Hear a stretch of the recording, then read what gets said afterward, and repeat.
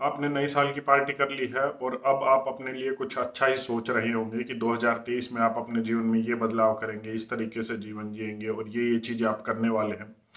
लेकिन 2023 का साल आपके लिए कुछ और ऐसी चीज़ें लाएगा जिन्हें आप शायद सोच नहीं पा रहे हैं या आपने नहीं सोची होंगी।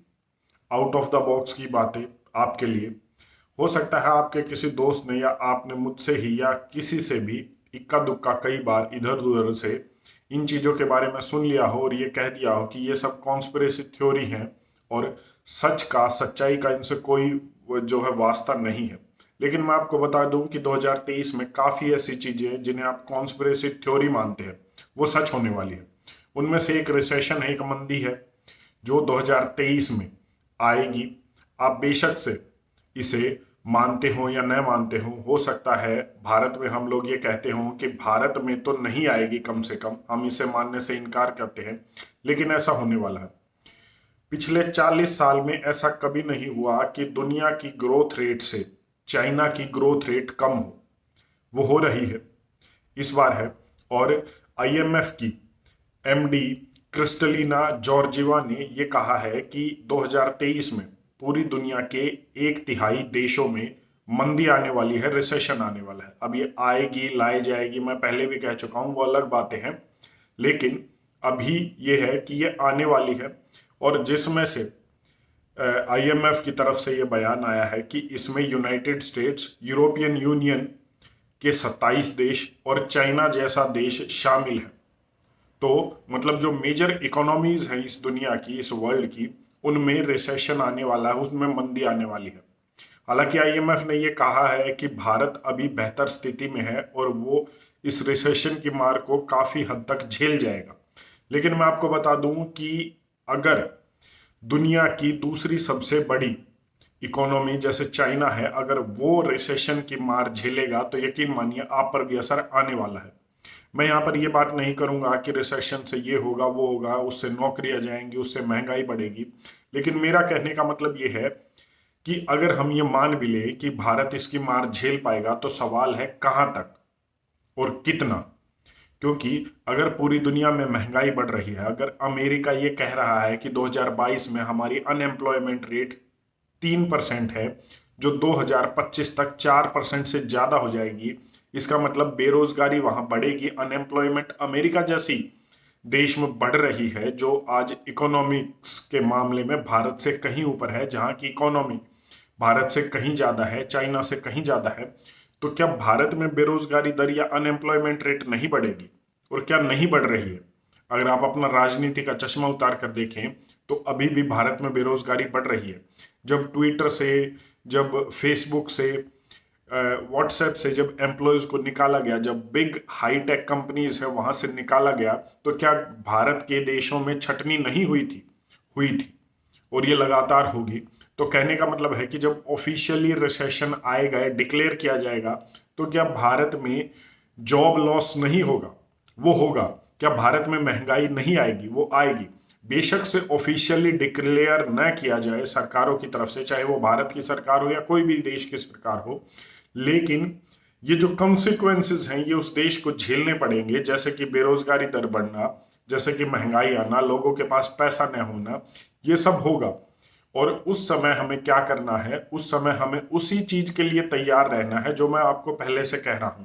आपको इस चीज के लिए तैयार रहना है। आप अगर पठान का बॉयकॉट करना चाहते हैं तो कीजिए, वो आपकी अपनी व्यक्तिगत राय है। लेकिन जब आप ग्लोबल इश्यूज पर बात कर रहे हैं तो आपको अपना राजनीति का चश्मा उतार कर बात करनी पड़ेगी। तो आपको उन ग्लोबल इश्यूज पर एक होकर बात करनी पड़ेगी। आप पठान का बॉयकॉट कीजिए या उसको सपोर्ट कीजिए। अब ठीक है, अगर आप उसे नहीं देखना चाहते उस फिल्म को, वो एक फिल्म है, वो एक मुद्दा नहीं है देश का। यहाँ पर भारत जैसे देश में अनएम्प्लॉयमेंट, पॉवर्टी और ये चीजें मुद्दा नहीं बनाई जाती। यहाँ पर मुद्दा होती है कि पठान को बॉयकॉट करना है या नहीं करना। ठीक है, आप कीजिए, आपको करना है तो यह आपकी व्यक्तिगत पर्सनल व्यू है। लेकिन जब आप अनएम्प्लॉयमेंट पर बात करते हैं, जब आप पॉवर्टी पर बात करते हैं, तो वो पॉवर्टी पर सवाल कीजिए। उसमें आप ये मत कहिए कि क्या ये पूरी गरीबी या बेरोजगारी सिर्फ पिछले 7-8 साल में आई है। पिछले 7-8 साल से सवाल नहीं है, सवाल सरकार से है, चाहे वो सरकार किसी की भी रही हो, चाहे वो सरकार 1947 से लेकर अब तक कांग्रेस की हो या बीजेपी की हो या कोई और सरकार रही हो। सवाल सरकार से होता है, ना कि व्यक्ति से। तो इसीलिए जब आप ग्लोबल इश्यूज पर बात करते हैं तो ग्लोबल इश्यूज पर बात कीजिए एक होकर, तभी आपकी आवाज आपकी संसद तक, आपकी पार्लियामेंट तक पहुंचेगी, चाहे आप किसी भी देश में रह रहे हो। तभी आपका नेता बात करेंगे अनएम्प्लॉयमेंट पर। आज हरियाणा में 30% से ज्यादा अनएम्प्लॉयमेंट रेट है। आप सोच सकते हैं ये कितनी बड़ी एक रेट होती है। आज रेपो रेट, आज इंटरेस्ट रेट हर देश में हर बढ़ाए जा रहे हैं। अमेरिका जैसे देश में लगातार रेपो रेट और इंटरेस्ट रेट बढ़ाए जा रहे हैं। तो क्या उससे रिसेशन नहीं आएगा? क्या उससे मंदी नहीं आएगी? क्या उससे महंगाई नहीं बढ़ेगी? ये सब बढ़ने वाला है। और आज डीमोनेटाइजेशन के तहत जो डिजिटलाइजेशन ऑफ द इकोनॉमी, जो डिजिटलाइजेशन ऑफ द सोसाइटी किया गया है भारत में, तो यकीन मानिए उस डिजिटलाइजेशन का असर ये होने वाला है कि इस मंदी का, इस रिसेशन का असर आप पर भी दिखेगा। आप इस भ्रम में मत रहिए कि 2008 का जो रिसेशन था उसमें हमें कोई असर नहीं पड़ा, तो इस रिसेशन को भी हम झेल लेंगे।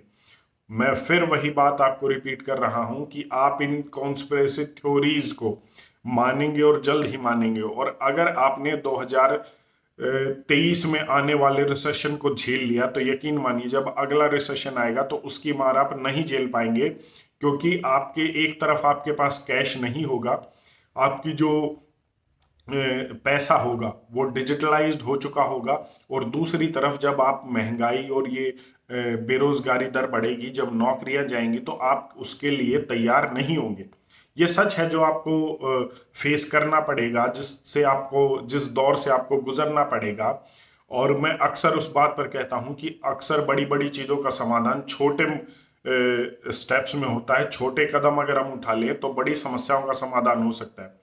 आप क्लाइमेट चेंज पर बात कीजिए, आप ग्लोबल वार्मिंग पर बात कीजिए, आप किसी ऐसे बड़े मुद्दे पर बात कर लीजिए, उनके समाधान हमेशा छोटी चीजों में होते हैं। अगर ग्लोबल वार्मिंग बढ़ रही है तो उसका एक छोटा सा और सिंपल सा समाधान है कि आप पेड़ लगाइए।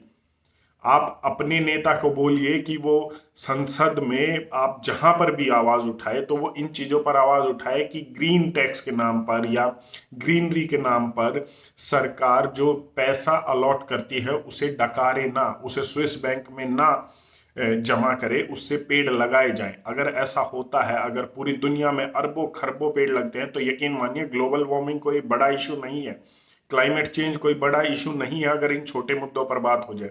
ठीक उसी तरीके से जब रिसेशन आएगा, जब मंदी आएगी, जब महंगाई बढ़ेगी, तो आपके पास, आपकी जेब में फिजिकल कैश होना चाहिए, आपके पास पैसा होना चाहिए। और वो पैसा तभी हो सकता है जब इससे पहले, जब इंटरेस्ट रेट, रेपो रेट और ये चीजें बढ़ाई जा रही हैं और आपको डिस्काउंट के रूप में जो लोभ दिया जा रहा है, जो लालच दिया जा रहा है कि आप ज्यादा से ज्यादा पैसा खर्च करें, अगर आप इस समय अपना पैसा रोक कर चलते हैं तो यकीन मानिए आपके ऊपर रिसेशन का असर बहुत कम होने वाला है, ना के बराबर होने वाला है। क्योंकि अगर आप उसके लिए तैयार हैं, अगर आप वो छोटा सा समाधान कर दे, अगर आप एक बार अपने घर में नजर लगा कर देखिए कि आपके घर में वो कौन सा सामान है जो आपने सिर्फ टीवी पर, मोबाइल पर एडवर्टाइजमेंट देखकर खरीदा है और जिसकी आपको जरूरत नहीं है। एक सर्वे ये कहता है कि 30 से 40% आपको ऐसा सामान मिल जाएगा कि जिससे की आपको जरूरत नहीं थी, आपने सिर्फ वो कुछ चीजें देखकर, एडवर्टाइजमेंट देखकर या एक दूसरे को देखकर ले लिया। अगर आप इस समय वो ही खर्चे कम कर दें तो आप इस रिसेशन की मार को, इस महंगाई की मार को झेल जाएंगे।